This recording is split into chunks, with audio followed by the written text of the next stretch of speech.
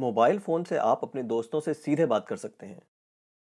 पर अगर इसी मोबाइल फोन पर आपको ऑनलाइन कुछ खरीदना हो तो आपको एक बिचौलिए की जरूरत पड़ती है जो विक्रेता को गारंटी दे पाए कि आपने पैसे दे दिए हैं। पर क्या यह मुमकिन है कि एक क्रेता और विक्रेता आपस में सीधे समझौता कर लें बिना किसी बिचौलिए की सहायता के? ब्लॉकचेन नामक एक नई टेक्नोलॉजी ऐसा मुमकिन कर रही है। ब्लॉकचेन को आप एक वितरित डेटाबेस यानी डिस्ट्रीब्यूटेड डेटाबेस मान सकते हैं, जो कि एक दो कंप्यूटरों पर नहीं, हजारों लाखों कंप्यूटरों पर प्रतिलिपित है। ब्लॉकचेन का हर एक कंप्यूटर हर एक रिकॉर्ड के पूरे इतिहास का वर्णन रखता है। यह डेटाबेस एन्क्रिप्टेड है, यानी हर एक रिकॉर्ड गोपनीय तरीके से दर्ज किया गया है। ब्लॉकचेन फॉल्ट टॉलरेंट भी है, यानी अगर इस सिस्टम में कुछ कंप्यूटर खराब भी हो जाते हैं तब भी यह सिस्टम ठीक तरह से काम करता रहता है।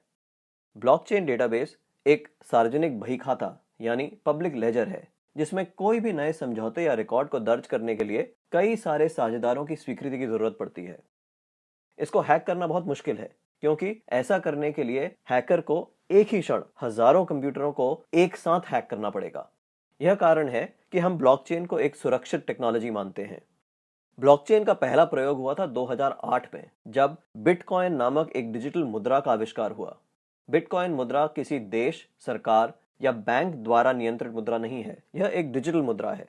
अधिक जानकारी के लिए आप बिटकॉइन को गूगल कर सकते हैं। केवल मुद्रा या पैसे से संबंधित प्रयोजन के लिए ही नहीं, ब्लॉकचेन का प्रयोग कहीं भी हो सकता है जहां पारंपरिक रूप से विश्वास, भरोसे या गारंटी के लिए एक बिचौलिए की जरूरत है। जैसे वह सभी सौदे जिनकी आज नोटरी पब्लिक या किसी सरकारी संस्था को पुष्टि करनी पड़ती है। मान लिया जाए कि आप एक मकान खरीद रहे हैं। आप चाहेंगे कि इस सौदे को सरकारी रजिस्ट्रार के यहाँ दर्ज किया जाए, ताकि आपको एक सरकारी दस्तावेज मिले जो साबित करे कि आप उस मकान के कानूनन मालिक हैं।